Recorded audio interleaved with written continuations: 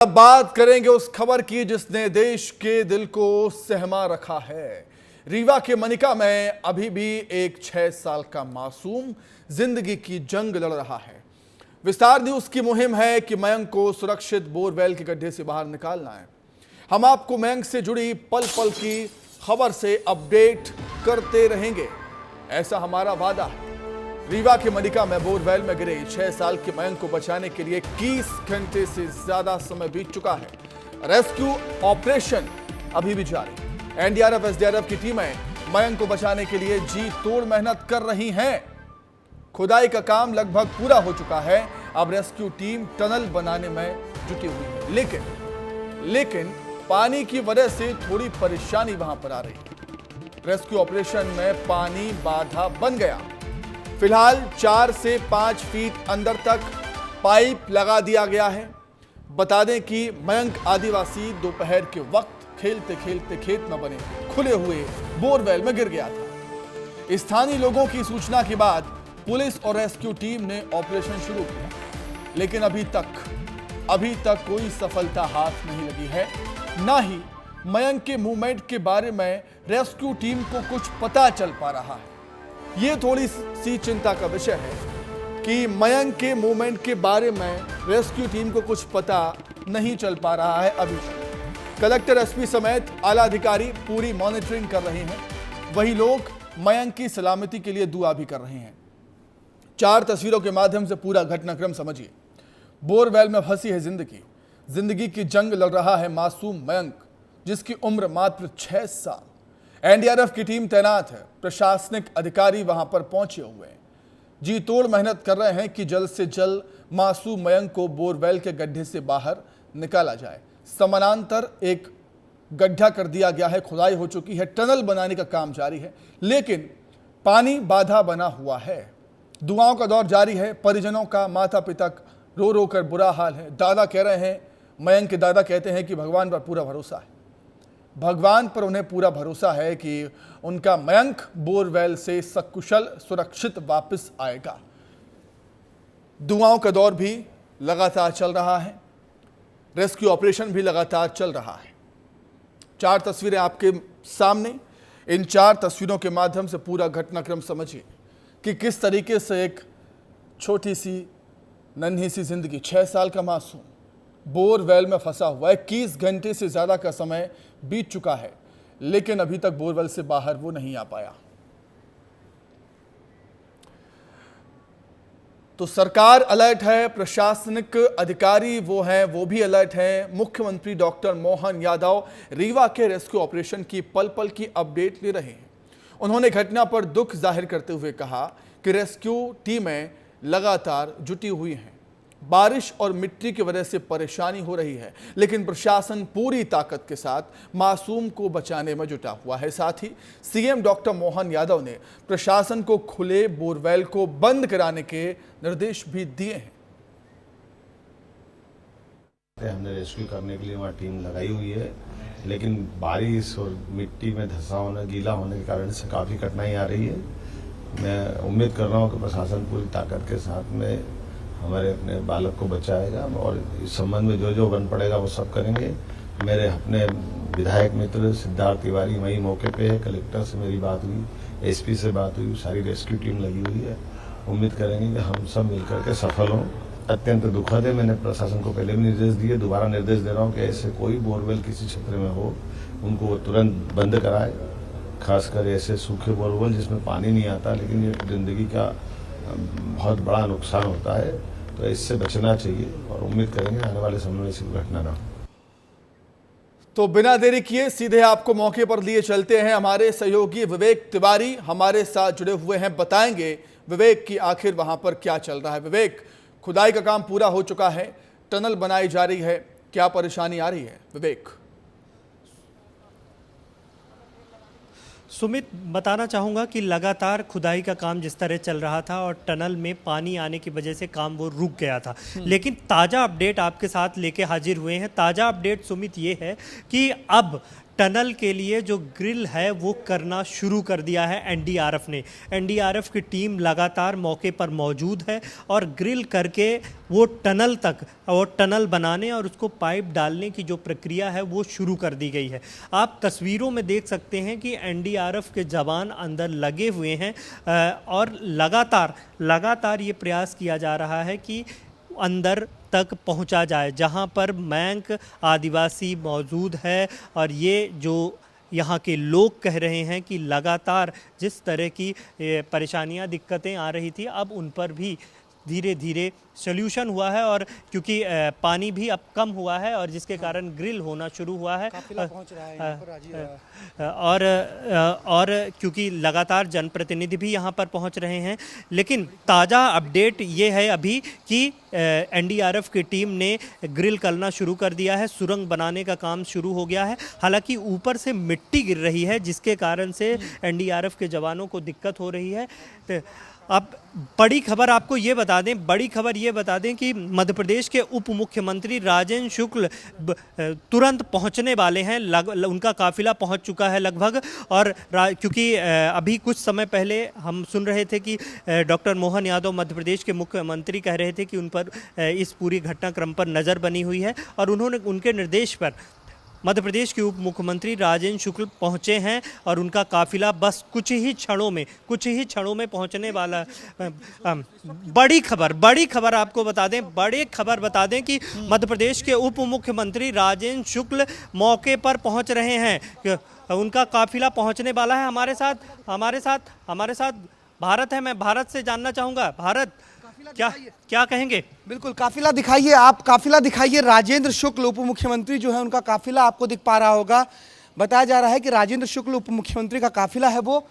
बड़ी खबर है विस्तार न्यूज़ पर। सबसे पहले बड़ी खबर आपको बता रहे हैं घटनास्थल पर मनिका गांव, जहां पर कि 6 वर्षीय मासूम मयंक जहां फंसा हुआ है, वहां पर प्रदेश के उप मुख्यमंत्री राजेंद्र शुक्ल पहुंच गए हैं। उनका काफिला आपको दिख रहा होगा विस्तार न्यूज़ के कैमरे पर।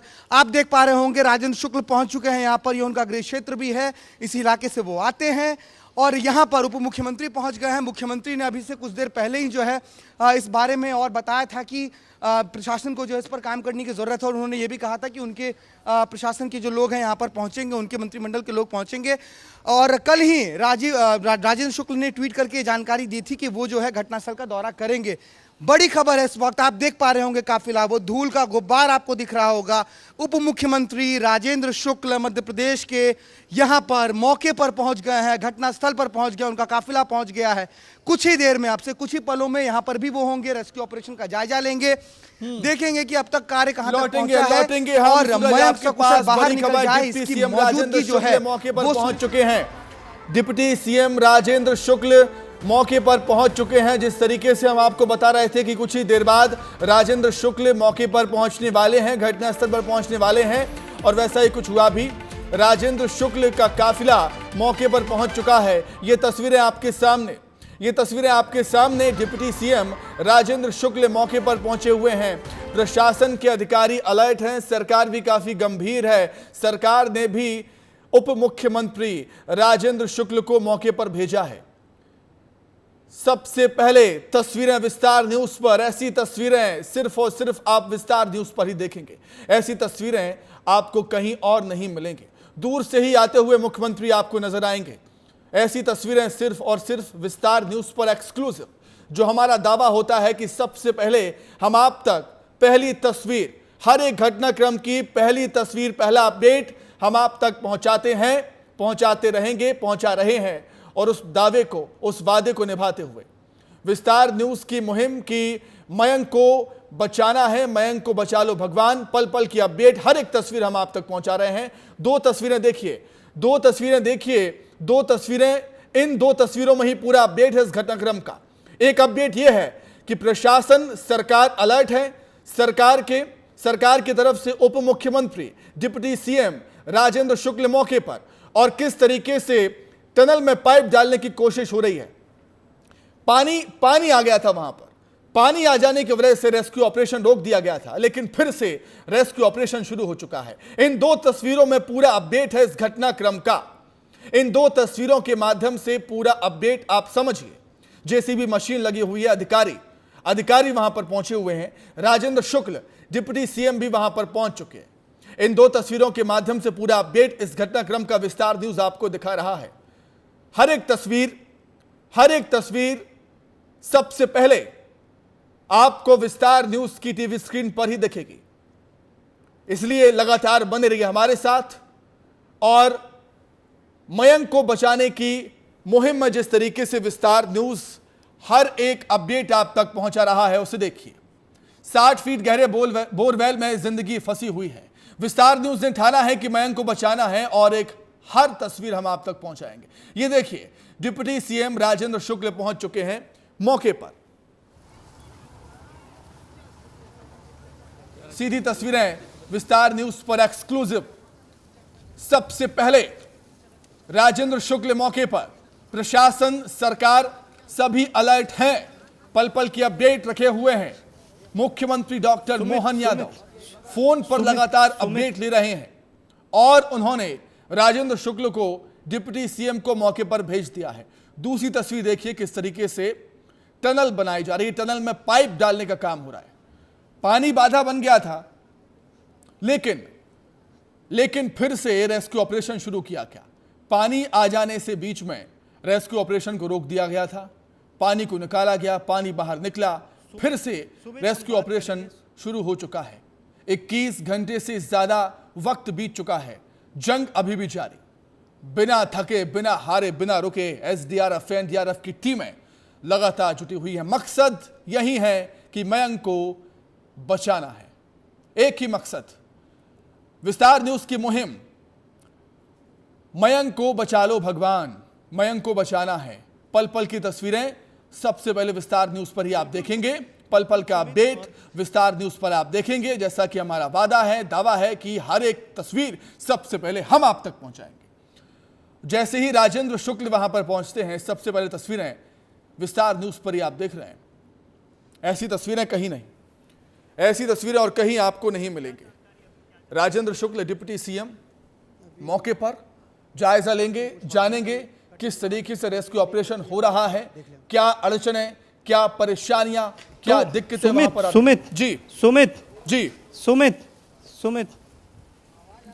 बताइए कहिए। सुमित, हमने अभी जो डिप्टी सीएम से हमने बात की, डिप्टी सीएम पहुंचे हैं, हमने उनसे बात की है और उन्होंने ये स्पष्ट तौर पर कहा कि जो जानकारी मिली है कि कटिंग का काम चल रहा है, वो जायज़ा लेने के लिए टनल के अंदर पहुंचे हैं। जो सुरंग बनाई गई है और जो स्लोप बनाया गया है उसके अंदर गए हैं, वो जायज़ा ले रहे हैं कि और तमाम, क्योंकि मुख्यमंत्री ने भी कहा कि प्रशासनिक अधिकारियों से लगातार बातचीत हो रही है, तो उनको निर्देश दिए गए हैं और उप मुख्यमंत्री राजेंद्र शुक्ल पहुंचे हैं। उसके बाद अब वो स्लोप के जरिए वो कटिंग जहां हो रही है, जहां पर टनल बनाई जा रही है, वहां पर पहुंच रहे हैं, उसका जायजा लेंगे। तमाम प्रशासनिक अधिकारी मौजूद हैं, जनप्रतिनिधि मौजूद हैं। तो मुख्यमंत्री सीधा नज़र बनाए हुए हैं, क्योंकि आज मध्य प्रदेश के मुख्यमंत्री रीवा में ही हैं, डभौरा में उनकी एक जनसभा हो रही है और इसके बाद उन्होंने तुरंत निर्देश दिए हैं कि तमाम प्रशासनिक अधिकारियों को निर्देश दिए हैं। और उप मुख्यमंत्री राजेंद्र शुक्ल,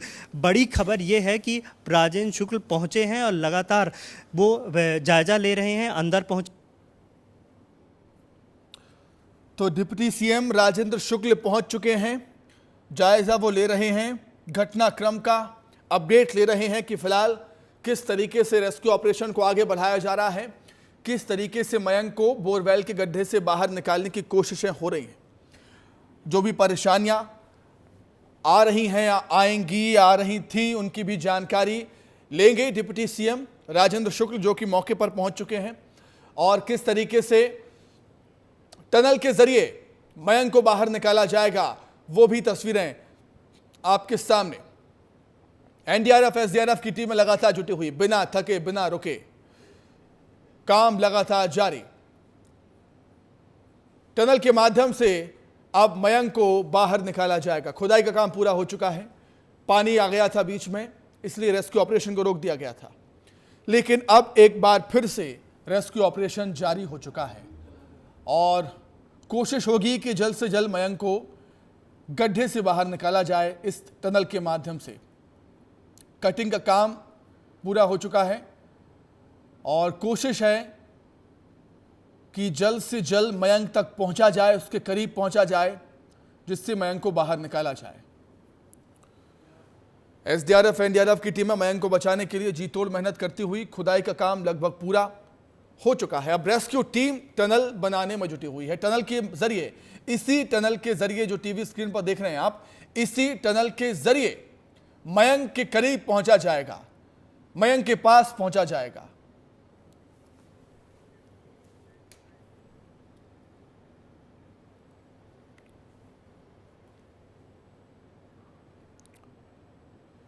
डिप्टी सीएम राजेंद्र शुक्ल भी पहुंचे हुए हैं, जो कि जायजा लेंगे, जानकारी लेंगे, और प्रशासनिक अधिकारी भी अलर्ट है वहां पर। एनडीआरएफ एसडीआरएफ की टीम लगातार जुटी हुई है। फिलहाल 4 से 5 फीट अंदर तक पाइप लगा दिया गया है और मयंक तक पहुंचने की कोशिश है। सुरक्षा बलों और नक्सलियों के बीच मुठभेड़ जारी है। शुक्रवार शाम 4 बजे से मुठभेड़ ये चल रही है। रुक रुक कर मुठभेड़ हो रही है। अब तक कई राउंड गोलियां दोनों तरफ से दागी जाने की जानकारी। बोरई थाना के टांगरी डोंगरी जंगल में मुठभेड़ चल रही है। STF Gariaband, DRG Gariaband, DRG Dhamtari की संयुक्त टीम मुठभेड़ में शामिल। अब तक टीमें जंगल से बाहर नहीं आई। नक्सल प्रभावी एसडीओपी रामकृष्ण मिश्रा ने घटना की पुष्टि की। तो शुक्रवार शाम से 4 बजे से मुठभेड़ लगातार जारी, अभी भी जारी है। नक्सली और जवानों के बीच मुठभेड़ चल रही है। एंटी नक्सल ऑपरेशन लगातार जारी है जवानों का। नक्सलियों के खात्मे के लिए लगातार जवान डटे हुए हैं, जुटे हुए हैं। धमतरी से बड़ी खबर, सुरक्षा बलों और नक्सलियों के बीच शुक्रवार शाम 4 बजे से मुठभेड़ जारी है। रुक रुक कर दोनों तरफ से फायरिंग ताबड़तोड़। अब तक कई राउंड गोलियां दोनों तरफ से दागे जाने की जानकारी। बोरई थाना के टांगरी डोंगरी जंगल में मुठभेड़ जारी है। STF Gariaband, DRG Gariaband, DRG Dhamtari की संयुक्त टीम मुठभेड़ में शामिल है। अब तक टीमें जंगल से बाहर नहीं आई हैं, क्योंकि मुठभेड़ लगातार चल रही है। नक्सल प्रभारी एसडीओपी रामकृष्ण मिश्र ने इसकी पुष्टि की। अधिक जानकारी के लिए हम सीधे रुख करेंगे। हमारे सहयोगी रवि मिरी हमारे साथ जुड़ गए हैं लाइव। रवि, एंटी नक्सल ऑपरेशन पूरे छत्तीसगढ़ में चलाया जा रहा है और इसकी बानगी यही है कि हम लगातार देख रहे हैं कि नक्सलियों से मुठभेड़ सुरक्षा बलों की, जवानों की जारी है और शुक्रवार शाम को 4 बजे से लगातार मुठभेड़ हो रही है। रवि,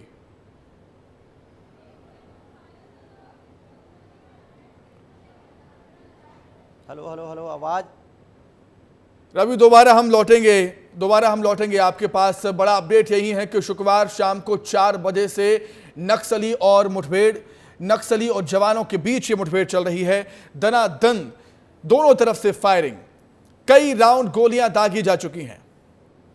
बोरई थाने के टांगरी डोंगरी जंगल में मुठभेड़ हो रही है। एसटीएफ डीआरजी की टीमें जंगल में लगातार मौजूद। रवि हमारे साथ जुड़े हुए हैं। रवि, क्या कुछ अपडेट है फिलहाल, क्योंकि शुक्रवार शाम 4 बजे से मुठभेड़ हो रही है नक्सली और जवानों के बीच में?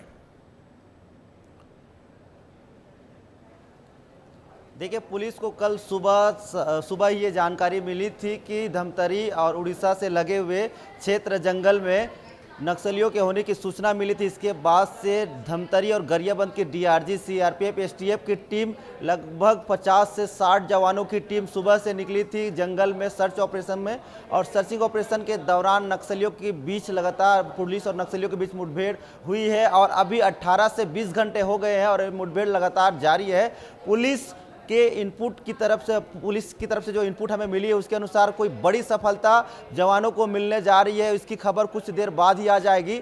लेकिन आपको मैं एक बड़ी बात बता देता हूं कि जिस इलाके में ये मुठभेड़ चल रही है, ये इलाका उड़ीसा और छत्तीसगढ़ के बॉर्डर पे है। तो उड़ीसा से जुड़े हुए जो नक्सली हैं वो छत्तीसगढ़ की तरफ एंट्री करते हैं और यहाँ आतंक फैलाने की कोशिश करते हैं। तो ऐसे में पुलिस लगातार सर्च ऑपरेशन चलाती है, एंटी नक्सल मूवमेंट चलाती है। तो इसी में पुलिस को पता चला था कि यहाँ इसी क्षेत्र में नक्सलियों के होने की मौजूदगी थी। जंगल से टीम अभी बाहर नहीं निकली है। बहुत शुक्रिया रवि, जुड़ने के लिए, तमाम बातचीत के लिए, जानकारी के लिए आपका बहुत धन्यवाद। छत्तीसगढ़ का बस्तर आज सियासत का अखाड़ा बनने वाला है, जहां बीजेपी और कांग्रेस के दिग्गज चुनावी सभाएं करने वाले हैं। बीजेपी से केंद्रीय रक्षा मंत्री राजनाथ सिंह बस्तर और कांकेर लोकसभा सीट पर हुंकार भरेंगे, तो दूसरी ओर कांग्रेस के पूर्व अध्यक्ष राहुल गांधी बस्तर में चुनावी सभा करने वाले हैं। राहुल गांधी दोपहर 12:30 बजे विमान से जगदलपुर हवाई अड्डे पर जाएंगे और हेलीकॉप्टर से हेलीकॉप्टर से बस्तर जाएंगे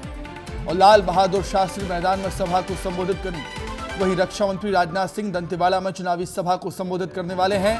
बीजेपी से जहां महेश कश्यप चुनावी मैदान में हैं, तो कांग्रेस से पूर्व मंत्री कवासी लखमा।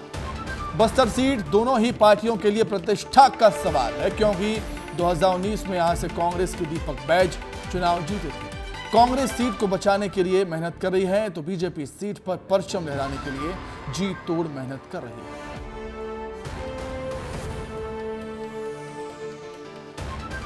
तो अधिक जानकारी के लिए सीधे हम रुक करेंगे। संजय ठाकुर हमारे सहयोगी जुड़ गए हैं। बस्तर वो जगह है संजय, विधानसभा चुनाव में हम कहा करते थे कि सत्ता की चाबी यहीं से मिलती है। लोकसभा चुनाव में पहले चरण में यहां पर वोटिंग है और लोकसभा चुनाव में भी संजय यही सीट, यही इलाका सबसे खास माना जा रहा है और यही वजह है कि दोनों ही पार्टियों के दिग्गज आज ताकत झोंकने वाले हैं बस्तर में। संजय। सुमित, प्रतिष्ठा दांव पे लगी है यहाँ पर, क्योंकि दीपक बैज जो प्रदेश अध्यक्ष हैं, जो वर्तमान सांसद हैं, वो बस्तर से ही आते हैं।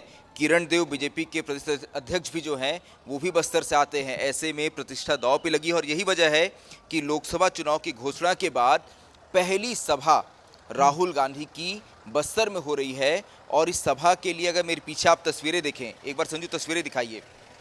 ये मैदान है, इस मैदान से करीब 200 मीटर दूर आगे लाल बहादुर शास्त्री मैदान में राहुल की सभा होनी है और कांग्रेस ने अपनी पूरी ताकत झोंक दी है।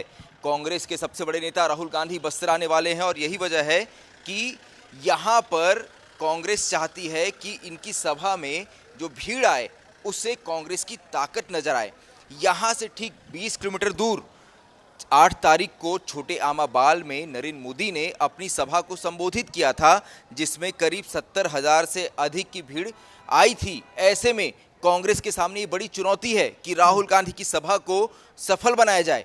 देखिए अब लेकिन समस्या क्या है, कल ही कवासी लखमा जो प्रत्याशी हैं कांग्रेस के, उनके खिलाफ एक ही दिन में 2 एफआईआर हो गई है। हमने सबसे पहले आप तक ये जानकारी पहुंचाई थी कि कवासी लखमा के खिलाफ एफआईआर हुई है। और बीजेपी की बात करें, बीजेपी भी पूरी ताकत यहां पर झोंक रही है बस्तर को जीतने के लिए, बस्तर पर परचम लहराने के लिए बीजेपी भी पूरी ताकत झोंक रही है। राजनाथ सिंह पहुंचने वाले हैं दंतेवाड़ा। देखिए कहीं ना कहीं प्रचार के मामले में कांग्रेस पिछड़ी तो है बीजेपी से, क्योंकि 8 तारीख को मोदी यहां सभा करते हैं और आज जब राहुल गांधी की सभा है बस्तर में, तो वहीं राजनाथ सिंह भी पहुंचे हैं। उनकी दंतेवाड़ा के जवांगा में सभा है। इसके बाद वो